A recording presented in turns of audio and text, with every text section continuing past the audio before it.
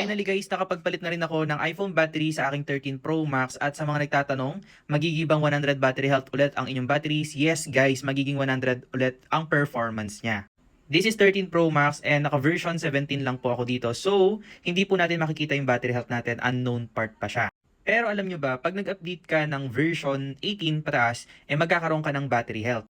So as of now, nandito ako sa ngayon sa may software update. I-update ko ngayon yung 13 Pro Max ko from 17 to 18.5. Pero in fairness guys, good news para sa mga 13 series dyan, available na po siya sa Youbao na brand. Dati kasi hanggang 12 series lang available si Youbao, pero sa 13 guys, meron ka na makikitang available sa mga Youbao batteries natin. Yung pinili ko pala yung advance, ibig sabihin mas mataas yung battery capacity niya. So base dito, meron palang 4,352 mAh ang mga regular batteries or yung mga OG batteries ng ating 13 Pro Max. Pero itong pinalit natin guys, merong 4,750 mAh. Ibig sabihin mas mataas yung battery capacity niya.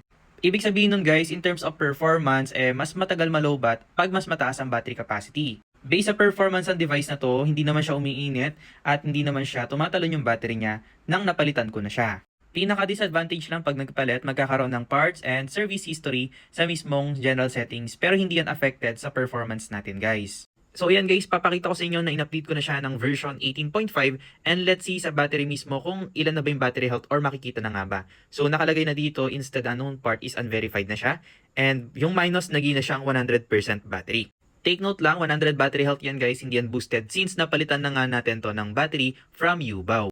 Aside from 13 Pro Max, meron din tayong other iPhone batteries kaya kung gusto nyo din to ilalagay ko na lang sa yellow basket.